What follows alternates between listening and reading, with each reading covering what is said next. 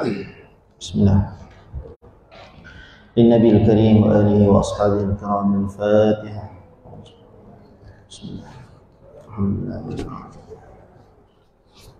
إياك نعبد وإياك نستعين صراط الذين أنعمت عليهم.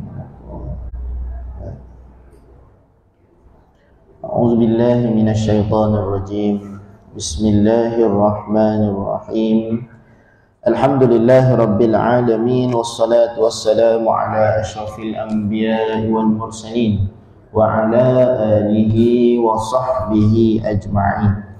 أشهد ونشهد أن لا إله إلا الله وحده لا شريك له، وأن محمدا عبده ورسوله، ما شاء الله كان وما لم يشأ لم يكن، لا حول ولا قوة إلا بالله العلي العظيم. أما بعد. Alhamdulillah, banyak-banyak kita bersyukur kepada Allah Subhanahu wa ta'ala. Allah jualah yang memberikan kesempatan, memberikan ruang dan waktu kepada kita untuk kita duduk, untuk kita solat asar secara berjemaah, untuk kita duduk dengar sekejap berkaitan dengan hadis-hadis Nabi sallallahu alaihi wasallam. Mudah-mudahan jadi pedoman dalam kehidupan kita, insya-Allah. Yang keduanya, marilah sama-sama kita memperbanyakkan salam serta selawat kata Nabi besar Nabi Muhammad sallallahu alaihi wa alihi wa sahbihi wa baraka wa sallam. Kerana tanda cinta kasih kepada sesuatu benda ataupun kepada seseorang, sentiasa kita sebut, sentiasa kita ungkapkan cerita tentang dia, cerita tentang seseorang itu. Begitulah kasih dan cintanya kita kepada Rasulullah sallallahu alaihi wasallam. Kita sebutkan dalam selawat, kita baca dalam sirah, dan kita dengarkan lagu-lagu ataupun cerita-cerita yang berkaitan dengan Nabi kita, Nabi Muhammad sallallahu alaihi wa alihi wa sahbihi wa baraka wasallam. InsyaAllah pada hari ini saya akan kongsikan kepada kita semua berkaitan dengan 3 perkara utama dalam bulan Ramadan. Sebab kadang-kadang kita di awal-awal lagi ini Ramadan, makna kata dalam keadaan boleh jadi nak kena peringat balik benda-benda asas, benda-benda yang utama yang berkaitan dengan puasa, berkaitan dengan pahala, berkaitan dengan tarawih dan macam-macam cerita. 3 perkara utama yang saya nak cerita pada hari ini ialah tentang puasa itu sendiri. Puasa ni dia ada 3 perkara utama. Yang pertama, as-sabru wal imsak, iaitu sabar dan menahan diri. Yang kedua, tudha'iful a'mal wa mudha'afatuhu, iaitu tentang kelebihan ataupun bagaimana amal saleh dilipat gandakan dalam bulan Ramadan. Dan yang ketiga, as-sabru wal musabaratu, iaitu sabar dan keadaan sabar. Sebab itu kalau kita tengok hadis-hadis Nabi sallallahu alaihi wasallam, ayat Quran sendiri bila cerita tentang Ramadan, dia akan berkisar tentang 3 perkara ini. Rasulullah dan para ulama sendiri pun bila berpesan tentang Ramadan, pesan tentang al-qiyam was-siyam wal Quran dalam bulan Ramadan, dia akan bersekitar 3 perkara ini.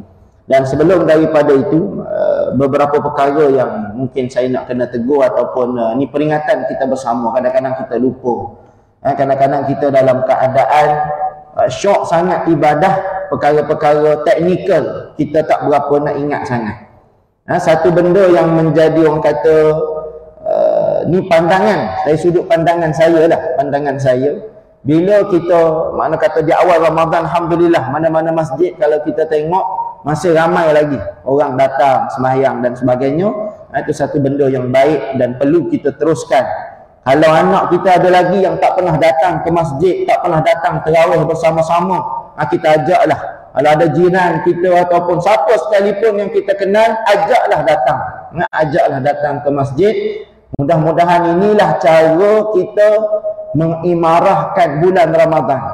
Makna kata tugas ajak orang datang ke masjid bukan tugas AJK masjid sahaja. Bukan kepala otak pengerusi saja nak kena fikir nak buat apa ni masjid kita tak datang orang dan sebagainya. Tak, tugas kita semua. Tugas kita semua yang bertugas. Dan dikala itu, makna kata dah ramai datang ke masjid berjemaah dan sebagainya, kita nak kena ambil ingat dalam beberapa perkara. Apa dia? Kita datang Alhamdulillah, mana kata kita semayang isyak berjemaah, terutamanya tarawih, dan kita berjemaah, kita dalam keadaan berjemaah. Dan ada setengah tempat saya tengok kadang-kadang dia terpaksa mengambil ruang-ruang yang lain. Contoh masjid kita ni, kan orang perempuan boleh jadi sampai pintu belakang, boleh jadi belakang tu bunuh lagi. Dan kebanyakan surau pun begitu, makna kata dia akan ada ruang-ruang yang lain. Kita kena ingat dalam bab ibadah, dia tak boleh kita buat makna kata ikut kita-kita je, tak boleh. Dia tak boleh buat ikut kita-kita. Apa maksud? Yang saya nak tegurnya, kadang-kadang tuan-tuan, ada setengah tempat bila ruang utama tu dah penuh, apa dia buat? Dia tutup pintu. Apa dia tutup pintu semua sekali, jadi orang nak masuk tak boleh. IJK kata jangan buka pintu, aircon keluar nanti. Kan tak rasa macam ala-ala masjid, apa pun tak tahulah. Dia nak rasa sejuk semayang tu, macam-macam cerita. Kan kadang ada orang dia makna kata dia letakkan apa, jangan tuan-tuan sekarang ni macam-macam. Kan dekat faham apa berlaku, imam pun kena sepak dengan orang kan. Imam pun nak kena sepak dengan selipar dan sebagainya. Makna kata hari ni macam-macam cerita. Sebab itu kadang masjid ini pun dia jadi tempat yang macam itu. Dia jadi tempat yang macam itu. Sebab itu kita kena raikan. Dia dalam bab solat berjemaah ni, kita ambil umum solat berjemaah, dia ada syarat berjemaah bagi imam dan syarat berjemaah bagi makmum. Nak kena perhati. Apa dia syarat berjemaah bagi makmum? Yang pertama, niat ikut imam. Tu settle, tak ada masalah, tu masing-masing. Yang kedua apa dia? Berada di belakang imam, sekurang-kurangnya tumit belakang sedikit daripada tumit imam. Mana kata memang belakang imam, tak ada orang duduk depan imam. Duduk depan imam ni, kubur je belakang. Semayang depan ni lain cerita pula kan orang tu. Nak kata belakang imam, tak ada masalah. Kecuali masjid yang jenis ada bangunan-bangunan tambahan, tu nak kena perhati. Takut-takut duduk dalam keadaan terlebih. Tapi biasa kalau dah masjid, namanya masjid, yang paling depan tu imam lah. Paling depan imam, tak ada cerita lain dah. Makna kata itu kita dah settle syarat itu. Yang ketiga, tidak mendahului pergerakan imam dengan sengaja, iaitu mesti kemudian sedikit daripada pergerakan imam. Maknanya imam dah sujud cantik, baru kita sujud. Jangan berserta dengan imam. Mana kata imam Allahu Akbar, dia pun sama-sama dengan imam. Sekali imam landing lambat sikit daripada dia, silat hari bulan sengaja buat, terbatal jemaah. Terbatal sudut jemaah. Bahaya. Dia ada keadaan-keadaan yang boleh menyebabkan batal sembahyang. Contoh batal sembahyang dengan imam ni macam mana? Imam tertambah rakaat. Imam sembahyang maghrib 3 rakaat, tiba imam was-was, bangun naik tambah rakaat. Makmum belakang kata, dah cukup imam ni, apa hal 4 rakaat pula malam ni? Semalam 3 maghrib semalam 3, hari ni tiba-tiba naik syekh pula nak buat 4 ni, apa hal? Kita dah yakin 3 rakaat, tiba-tiba kita pun kata, aduh imam punya pasal aku respect, tak boleh. Dalam sembahyang pun aku respect, bangun juga ikut imam. Sudah. Kalau bangun dia dah yakin 3 rakaat, batal solat. Yang dah yakin macam mana nak buat, dia ada 2 keadaan. Pertama, mufaraqah, keluar daripada imam. Imam ni tak pasal-pasal buat hal pula kan, mufaraqah, keluar daripada imam. Ataupun yang kedua, tunggu imam. Ini jenis setia dengan imam. Duduk tunggu sampai imam, makna kata duduk balik, tahiyat apa semua sekali, bagi salam sama-sama dengan imam. Tu kena hati-hati. Kadang kita benda ni benda yang kita memang belajar, cuma nak kena refresh balik. Baik, lain daripada itu, tak terlewat daripada imam melebihi 2 rukun fi'li yang panjang. Ini biasa kita bincang. Yang kelima, mengetahui pergerakan imam, sama ada dengan melihat imam atau melihat makmum di belakang imam, mendengar suara imam ataupun suara makmum lain. 2 keadaan, 2 benda. Pertama, melihat dan dengar suara. Baik.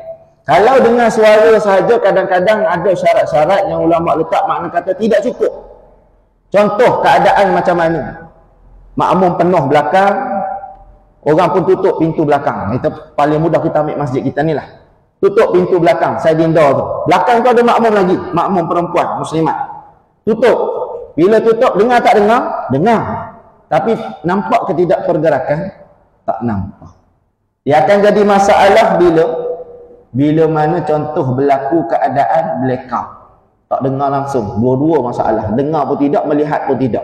Tutup pintu pun satu masalah juga, dia tak nampak. Bila tak nampak imam Allahu Akbar dia bukan ada lengguk, mana kata lengguk bangun daripada iktidal lain. Aku tak apalah sami Allahu liman hamidah. Lengguk Allahu Akbar nak rukuk nak sujud sama je Allahu Akbar belaka. Panjang pendek je kalau orang perasan. Itu pun kadang-kadang imam dia bantai sama je Allahu Akbar belaka, sama je dia punya nada. Jadi tak tahu beza. Sebab itu cantiknya bila solat berjemaah dia kena buka sikit pintu belakang. Kalau depannya pintu depan supaya ada laluan dan orang boleh melihat imam ataupun makmum yang belakang imam tengah buat apa. Rukuk ke sujud ke, nak kena buka sikit, nak kena buka sikit. Atau utamanya contoh masjid kita ni lah, ada jenis sliding door yang gelap, tak nampak. Jadi nak kena buka biar ada boleh tengok makmum di depan. Dan syarat yang keenam iaitu berada bersama-sama imam di satu tempat. Ada 3 keadaan. Yang pertama, sama ada berada di dalam satu ruang bangunan walaupun jarak antara keduanya sangat jauh. Contoh masjid negara kan. Masjid negara dia ada ruang bawah, ada ruang atas, belakang dia jauh-jauh. Jadi tak ada masalah sebab dia satu bangunan. Kalau Masjid Muhammadi Kota Baru, masjid negeri lain saya tak tahu sangat. Masjid Muhammadi Kota Baru dia ada 3 bangunan utama. Tengah bangunan utama ada jalan, ada bangunan. Tak apa sebab dia dalam satu kawasan. Tak ada masalah. Tak ada masalah. Seterusnya ialah berada di kawasan terbuka seperti padang, tidak melebihi jarak di antara imam dan makmum 300 hasta. 300 hasta. Contoh kita semayang dekat padang. Semayang dekat padang, kalau seingat saya lah, kalau salah minta tegur. Orang yang makmum paling belakang sekali, contoh makmum belakang ni. Makmum belakang ni nak semayang tapi dia tidak bersama dengan mana kata makmum-makmum yang lain, dia tak boleh lebih daripada 300 hasta daripada kaki orang yang terakhir ataupun tumit orang yang terakhir jemaah. Lebih kurang begitulah dia punya kaedah, ada pendetailan dia.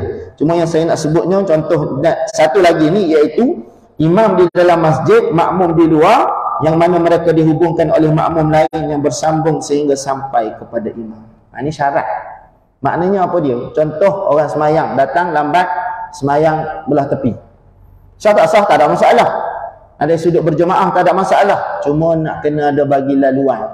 Makna kata bukalah pintu. Alah tak keluar banyak mana ikon pun tuan-tuan. Makna kata buka pintu, kalau ada kekosongan dalam, dia boleh masuk ke dalam, penuhkan ruangan soft. Hati-hati, kadang-kadang kita ini dalam keadaan ramai-ramai datang semayang ini, bab-bab begini kita tinggal. Aku takut semayang berjemaah, tapi semayang berjemaah yang cacat, yang tak berapa cukup syarat dan sebagainya. Mungkin jemaah lelaki tak ada masalah, ruang dia agak besar kalau masjid kita ni. Kalau belah perempuan belakang sana, mana kata pintu tu nak kena buka, biarlah terbuka begitu. Ni datang orang lain, Ustaz, masalahnya orang yang tak datang masjid masalah. Dia yang tolong tutup. Tolong tutup tak apa, kunci pula orang tu tak tahan kan. Ini bukan tempat ni tuan-tuan, Uganda sana, Uganda. Jangan marah. Jangan marah, ni Uganda sana. Sebab kebanyakan masjid saya tengok begitu. Ada ruang-ruang tambahan yang digunakan tapi dia tak buka pintu secara makna kata ada laluan, boleh tengok makmum lain, boleh tengok makmum yang belakang dan sebagainya. Yang penting semayang kita ni biarlah semayang yang baik, insya-Allah. Baik. 3 perkara utama dalam bulan Ramadan yang saya nak kongsikan tadi. Yang pertama iaitu as-sabru wal insah. Apa dia? Sabar dan menahan diri. Puasa ni dia satu proses sabar ataupun nak kontrol nafsu. Sebab itu nafsu, kita masyhur cerita tu. Allah Subhanahu Wa Taala bila ciptakan nafsu, Allah masukkan dalam neraka Jahannam. Masuk dalam tempoh berapa ribu tahun, keluar Allah tanya, kamu siapa, aku siapa? Masih lagi nafsu kata, Allah, kamu, aku adalah aku. Allah masukkan keluar daripada Jahannam, masuk satu tempat namanya Zamharira. Zamharira ni satu tempat dalam keadaan sempit. Sebab itu neraka ni, seksaan Allah Ta'ala ni bukan bersifat panas belaka dah. Ada neraka yang bersifat sempit, ada neraka bersifat sejuk yang teramat sejuk, ada neraka yang lapar, ada neraka yang macam-macam jenis seksaan Allah. Adapun Zamharira ni bukan sempit. Zamharira ni tempat yang paling sejuk. Makna kata sejuk dalam keadaan sejuk yang teramat sangat.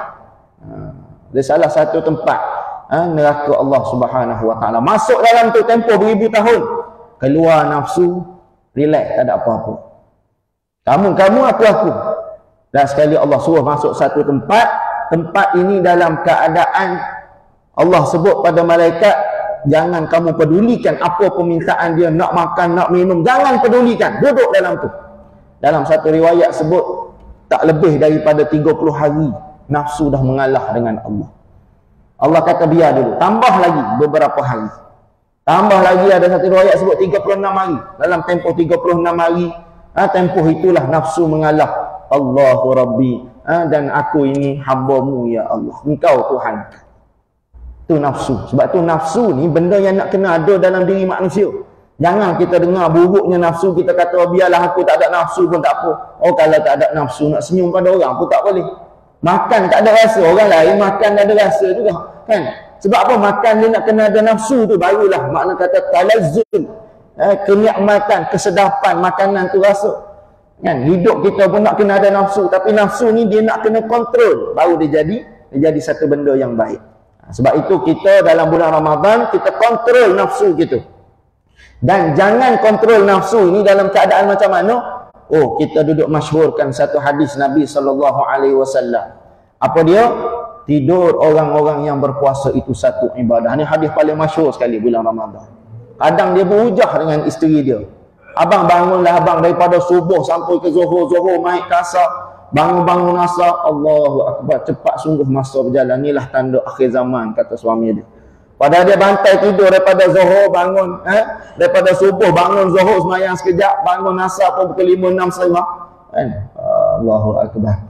Jangan terlampau, mana kata hadis itu kalau kita tengok dalam ilmu takhrij hadis, ilmu yang nak mengeluarkan status hadis. Hadis ni sahih, hadis ini mana kata dhaif, hadis ini palsu dan sebagainya. Dia ada ilmu takhrij hadis. Bila tengok dalam ilmu takhrij hadis, hadis itu adalah hadis yang lemah. Lemah sebab apa? Ada beberapa orang yang membawa riwayat hadis itu yang statusnya tidak dipercayai. Makna kata dari sudut dia panggil Allahumma salli ala Muhammad, tidak ada berapa siqah, tidak berapa dipercayai orang yang bawa hadis itu. Dan ada ulama-ulama yang meletakkan hadis itu adalah hadis yang maudhu', hadis yang palsu. Makna kata yang tidur, ada satu penerangan ulama, cantik penerangan ulama ni, dia kata yang tidur jadi ibadah ni tidur macam mana? Tidur yang dalam keadaan tengah buat ibadah tapi letih, tertidur, itu baru jadi tidur ibadah. Baca Quran, baca semuka, baca 2 muka, 3 muka, masuk muka keempat dah lentuk dah, senyap, setengah jam. Orang setengah jam 1 juzuk, dia 3 muka surah, Masya Allah, tak tahu baca macam mana, kan? Senyap, tertidur. Tidur macam tu baru dia jadi ibadah. Sebab apa dia buat? Memang dia tengah beribadah, tertidur. Ni kita bismillahirrahmanirrahim, tak habis, senyap sampai sudah. Ayah mana ayah? Tengok ayah duduk dalam bilik semayang, tikar sejadah cantik dah, tapi muka rapat dengan Quran. Muka rapat dengan Quran, tengah tidur. La haula wala. Makna kata jangan terlampau kita meletakkan tidur itu sebagai satu ibadah. Banyak lagi ibadah lain. Rasulullah sebut suruh baca Quran, suruh sedekah, suruh buat macam-macam kita boleh buat. Paling-paling tidak buka YouTube cari ceramah ustaz-ustaz. Mana-mana makna kata mengaji ke apa ke dalam bulan Ramadan ini, tak ada masalah. Yang penting benda itu bentuk ibadah. Ni buka YouTube mula-mula ceramah. Oh, ceramah yang kedua dia masuk cerita. Yang ketiga dia masuk benda lain. Itu tak tahan tu. Kan masuk benda-benda yang ngayuk, yang benda-benda yang makna kata benda lain. Sebab itu kalau kita tengok sahabat-sahabat Nabi SAW, amalan ataupun syariat puasa ni turun bila tuan-tuan? Syariat puasa turun tahun 2 Hijrah pada bulan Sya'ban. Tengok dalam sejarah perang pertama, perang besar umat Islam. Kalau ranking perang dia nombor 5, tapi perang yang paling besar dia perang besar dalam Islam, dia perang pertama. Perang apa? Perang Badar. Berlaku bila perang Badar? Perang Badar berlaku dalam bulan Ramadan tahun kedua Hijrah. Makna kata umat Islam ni begitu hebat sekali, sahabat-sahabat Nabi. Tahun pertama puasa dah Allah uji dengan peperangan dah. Allah uji dengan peperangan. Dan dalam keadaan perang itu makna kata dengan tidak ada kelengkapan, tak cukup itu, tak cukup ini. Makna kata memang diri mereka itu dalam keadaan betul-betul as-sabr wal insah. dalam keadaan betul-betul sabar, dalam keadaan betul-betul menahan diri dia. Sebab itu kita ni puasa bukan sebab tak ada makanan. Kita puasa bukan tak ada makanan. Tengah-tengah duduk ceramah pun ada makanan lalu depan tuan-tuan. Tak pelik apa. Makna kata bukan sebab tak ada makanan, tapi dalam keadaan arahan Allah nak suruh kita tahan diri kita. Kamu banyak makanan pun kena ingat orang yang tak ada makanan. Ini hari-hari duduk melantak sampai sakit apa semua sebab makanan pun ada. Kan? Makna kata tahan. Bulan puasa tahan daripada perkara-perkara demikian. Sebab itu nak melatih diri kita. Kita tengok lagi tuan-tuan. Tahun ke-8 Hijrah berlaku Fathu Makkah. Tuan-tuan baca dalam surah Idza Jaa Nasrullah wal Fath. Itu cerita selepas daripada peristiwa Fathu Makkah. Makna kata cerita tentang pembukaan kota Mekah. Dan pembukaan kota Mekah ni, kalau kita nak mudah cerita, dia masuk juga dalam kategori peperangan. Pun berlaku dalam bulan Ramadan. Apa lagi? Perang terakhir Rasulullah sallallahu alaihi wasallam tahun ke-9 Hijrah. Perang Tabuk. Rasulullah bergerak daripada bulan Rejab balik ke Madinah 26 Ramadan, ada setengah riwayat dalam cerita sirah bulan Ramadan. Pertengahan bulan Ramadan. Pergi mana? Perang. Kita bukan setakat perang, dengar kuliah asar pun lentuk dah. Lagi kuliah subuh. Makna kata dalam keadaan kita ni ujian yang bukan, makna kata bukan benda-benda berat begitu. Ujian yang berdepan dengan diri kita. Sebab tu nak kena latih diri kita, nak kena latih sabar dan sebagainya. Dan satu lagi peristiwa dahsyat yang berlaku bulan Ramadan, dia panggil sebagai peristiwa perang Ain Jalut. Kalau tak silap saya dalam sirah dia sebut tahun 1260. Iaitu pada bulan September. Bagaimana seorang anak muda dilantik jadi panglima perang. Anak muda ini daripada Mesir. Namanya Saifuddin Qutuz. Saifuddin Qutuz ini dilantik jadi panglima perang. Dan hebat tak hebat panglima perang ini, dia mengalahkan cucu kepada Genghis Khan. Tentera-tentera Mongolia. Tentera Mongolia ni dahsyat tak dahsyat bila dia jalan satu tempat macam Al-Ya'juj wal Ma'juj. Habis satu tempat itu. Lanak, padang jarak, padang terkuku. Ni tentera Mongolia. Makna kata pada satu tempoh dalam bulan Ramadan dipimpin oleh seorang anak muda yang hebat, kalah tentera-tentera Mongolia pada saat itu. Hebat tak hebat tentera Mongolia ni tuan-tuan. Kita baca dalam sejarah. Orang Islam bila berjumpa dengan tentera Mongolia, tentera Mongol pada ketika itu, dia badan besar, mata sepek. Badan besar tinggi tapi mata sepek. Sebab tu dia orang kata apa? Tentera Mongolia ni dia nampak apa je dia nak, dia nampak itu saja. Walaupun dia badan besar, tapi sebab mata dia sepek. Mana kata dalam keadaan pandangan dia tu berfokus lah. Begitulah mudah ceritanya. Apa yang berlaku? Umat Islam satu ketika bila jumpa dengan tentera-tentera ini, dia akan sujud ke tanah. Takut. Sujud ke tanah, dan bila sujud dia acukan pedang ke, acukan dia punya pistol, dia punya ni lah, dia punya alat dia, senjata dia. Ada satu kisah yang menarik itu. Dia acukan, dia kata kamu tunggu dekat sini. Aku nak balik buang air, aku datang balik, aku nak kamu ada kat sini. Dia pun acukan ni, last kali dia balik ke rumah, buang air ke apa, ke main minum air ke apa, Wallahualam. Balik, datang balik, ada lagi orang yang duduk sujud tadi. Nak cerita takut tak takutnya umat Islam pada ketika itu. Kita dalam kepala dah kawan tu tak ada, belah je lah, nak tunggu buat apa lagi. Tak, sampai tahap begitu takut tu. Tapi dikalahkan oleh seorang anak muda dalam bulan Ramadan. Banyak peristiwa bulan Ramadan ini yang kadang-kadang kita terlepas pandang. Kita kata kita penat. Kan orang perempuan dia kata penat masak kari kantong lah, sup itulah, inilah, dia kata penat. Yang suami ni pula abang balik kerja ini langsung tak minum air. Memanglah. Mana kata dalam keadaan penat, balik penat, itu penat tak larat dan sebagainya. Bacalah sirah-sirah Nabi. Bagaimana hebatnya madrasah Rasulullah, sahabat-sahabat Nabi dibina, puasa mereka dalam keadaan begitu. Sebab itu kita pelik. Kenapa Allah tidak masukkan Ramadan sebagai arba'atul hurum? Kenapa orang dahulu tidak masukkan Ramadan ini bukan sebahagian daripada arba'atul hurum? 4 bulan-bulan yang diharamkan berperang, perang saudara dan sebagainya. Makna kata Ramadan ni bulan tak boleh makan, bulan nak beribadah. Kenapa dia tak masuk dalam kategori itu? Sebab apa? Sebab orang Islam sepatutnya bila tidak ada gangguan-gangguan makan, minum, bab-bab nafsu begitu, dia akan jadi lebih kuat, jati diri lebih kuat jiwa dia. Itu yang sepatutnya. Nah, kita hari ni terbalik, makin Ramadan makin lesu, makin lembek. Kadang tunggu orang traffic light terlambat 2 saat pun marah dia bermain. Aku puasa ni tak tahu ke? Dia tak tahu ke yang depan tu puasa juga. Makna kata dalam keadaan begitu kita hari ni terbalik. Sebab itu binalah diri kita untuk sabar dan kita menahan diri daripada buat perkara-perkara maksiat, menahan diri daripada marah tak tentu hala, menahan diri daripada, makna kata apa sahaja benda-benda dosa yang kita buat sebelum daripada ini, bulan Ramadan kita tahan diri sekejap. Tahan diri sekejap. Kita berlakon sekejap jadi baik. Etik manusia punya akhlak yang ada kajian dibuat. Bila manusia buat satu benda dalam beberapa tempoh, dia akan jadi habit, dia akan jadi satu benda yang biasa dia buat. Ada satu kajian dia sebut, dia kata manusia ni memerlukan 20 hari untuk buat satu benda berterusan, lama-lama dia akan jadi habit dia. Ada yang paling ekstrim, dia kata 60 hari, 70 hari, macam-macam lah.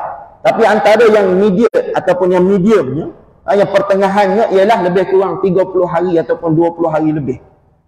Manusia bila mana buat satu habit itu, satu etik, satu benda yang baik, contoh, dia amalan dia lepas sembahyang dia baca Quran. Sentiasa baca Quran dalam tempoh 20 hari itu, selepas daripada tempoh itu dia akan jadi habit, dia akan jadi tabiat dia. Bila tak buat dia rasa tak sedap. Contoh kita duduk buat, contoh kita letak diri kita yang kita bincang itu kan, musyaratah tu kan. Kita letak syarat diri kita, kita kata nak sembahyang berjemaah di masjid. Kan? Masuk waktu subuh sembahyang berjemaah masjid, zuhur sembahyang berjemaah, asar sembahyang berjemaah, maghrib kalau ada peluang kita datang berjemaah, isyak insya-Allah confirm berjemaah. Makna kata kita buat hari ni pertama kita buat, hari kedua kita buat, ketiga kita buat. Lepas daripada tempoh 20 hari, biasanya manusia dia akan rasa macam mana? Masuk je waktu solat, tak pergi masjid lagi ni, tak sedap hati. Dia nak benda macam tu nak kena lahir, barulah kita seronok dalam ibadah kita.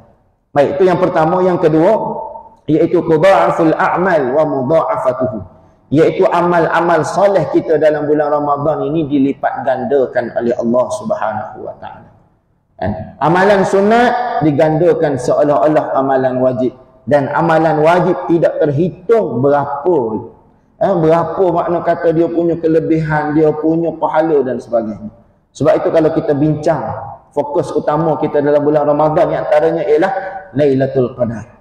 Kita nak cari malam 1000 bulan, bukan malam 1000 bulan.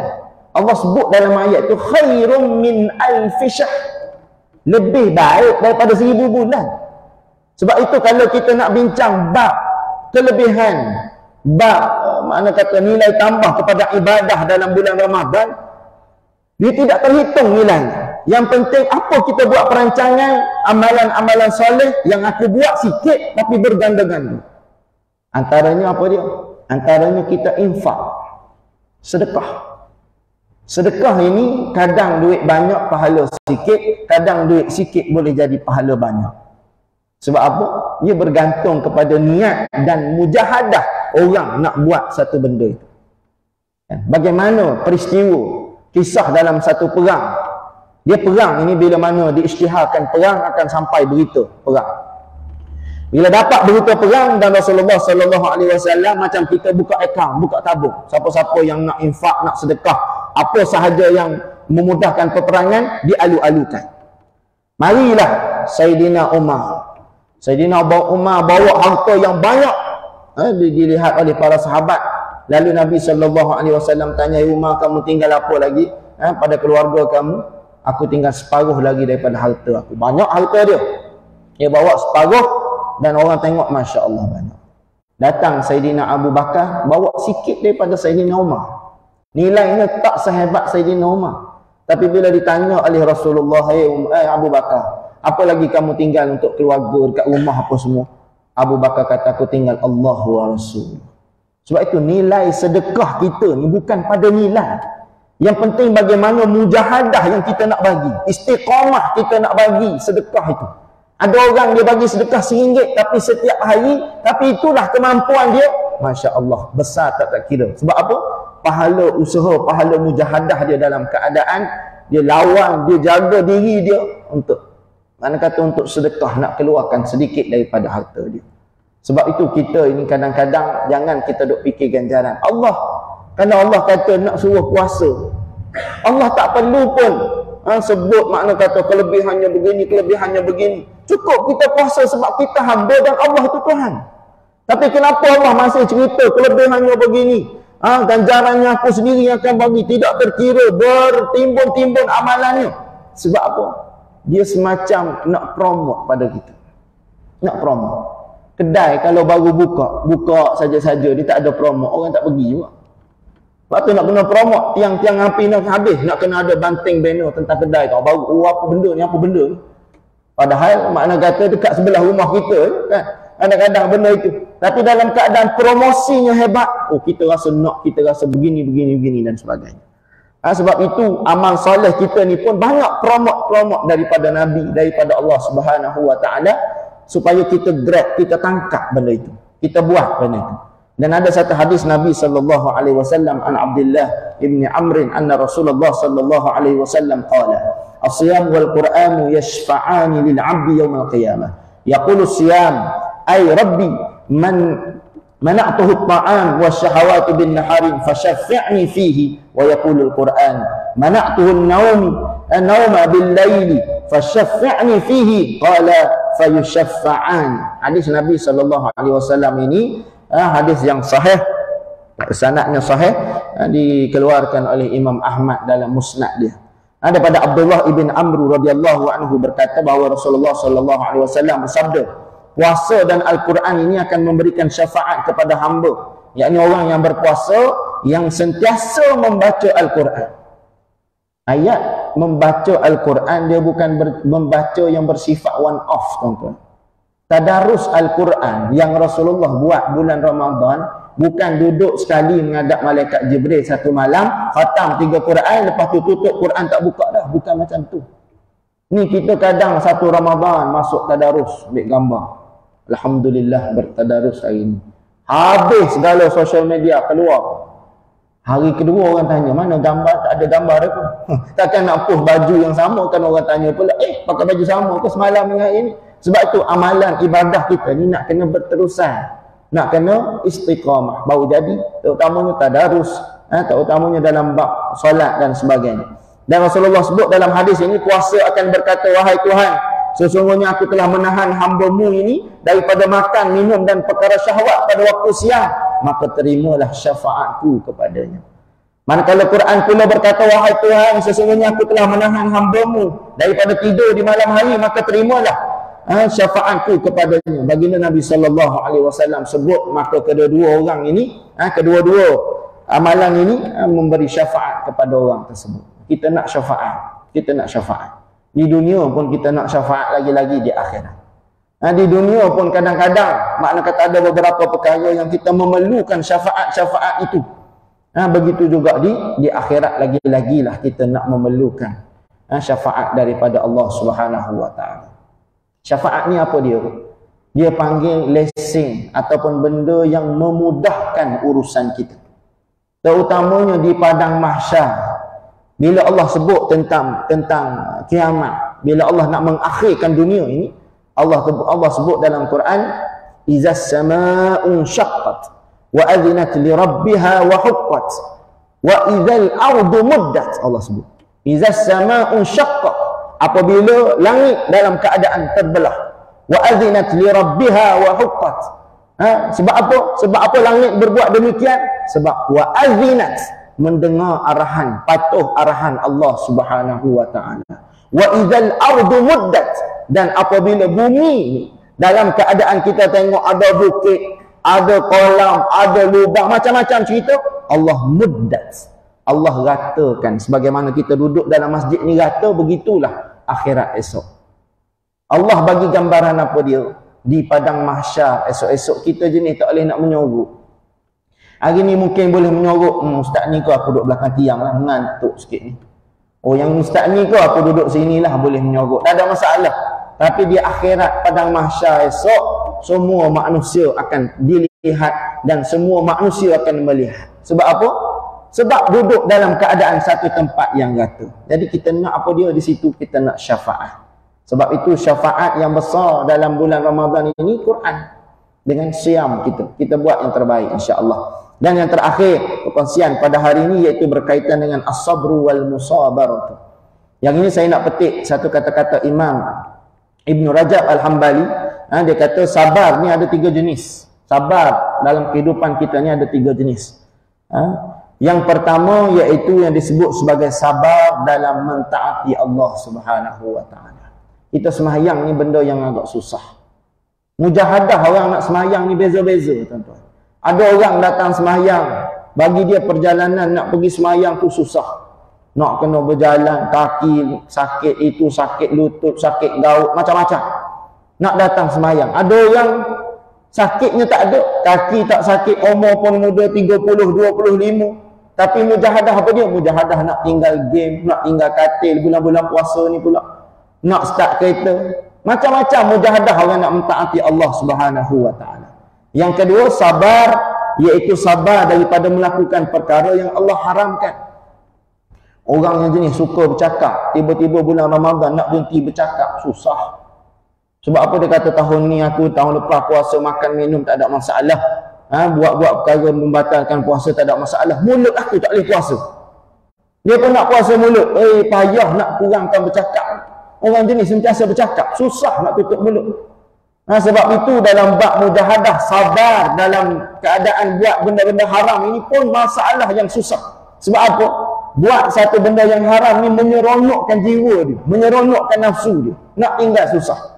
Dan yang ketiga iaitu sabar dalam musibah yang mendatang. Sabar dalam musibah. Macam-macam musibah orang timbulkan, kematian, banjir dan sebagainya. Sabar nak menghadapi musibah ini juga sabar yang hebat yang manusia perlu lalui. Lalu kata Ibn Rajab Al-Hambali, ketiga-tiga jenis sabar ini berkumpul dalam satu ibadah yang namanya ibadah puasa. Dan dalam ibadah puasa terdapat kesabaran dalam mentaati Allah, sabar dalam menghadapi perkara yang Allah haramkan ke atas orang berpuasa daripada nafsu syahwatnya, dan bersabar atas apa yang akan menimpa seseorang yang berpuasa seperti kelaparan, dahaga, lemahnya jadi tubuh badan, dan semua penderitaan ini yang berpunca daripada ketaatan kepada Allah akan membuahkan pahala kepada pelaku. Makna kata kita puasa ini didikan yang paling hebat. Allah nak didik kita sabar itu dan keadaan sabar itu. Sebab itu kita puasalah puasa yang terbaik, dan mudah-mudahan puasa kita ini mendidik orang yang sabar. Tempoh 30 hari kita sabar dalam bulan puasa. Tempoh 30 hari kita dalam keadaan ajar diri kita berlakon jadi baik. Makna kata kita tak berapa baik pun, tapi berlakon jadi baik, tak ada masalah tuan-tuan. Yang penting habis tempoh 30 hari, biarlah lakonan itu menjadi sebati dengan diri kita. Ni 30 hari berlakon, habis berlakon sungguh dia. Kan? Tak datang masjid dah lepas tu berlakon tu. Kan? Orang berlakon lepas lama-lama, biarlah benda tu sebati dengan diri dia. Ni tak dia habis-habis 30 hari, habis kontrak dia dengan masjid. Habis puasa masuk je 1 Syawal, sudah. 1 Syawal tengoklah nanti macam mana tuan-tuan. Mungkin balik kampung ramai. Dah balik kampung ramai, yang tu balik kampung, yang ni balik kampung. Dekat kampung pun tak ada orang juga masalah. Kan? Balik kampung tapi kat kampung pun tak ada orang. Itu dia persoalan diri kita yang boleh jawab. Sebab itu biarlah kita dalam tempoh 30 hari ini kita buat baik untuk kita meneruskan kebaikan itu pada bulan-bulan yang lain, insya-Allah.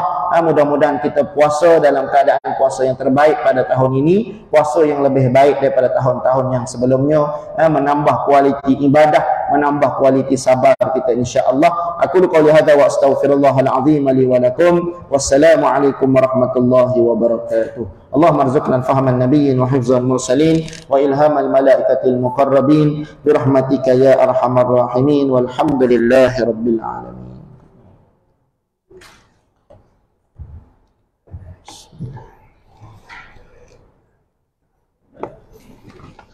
الحمد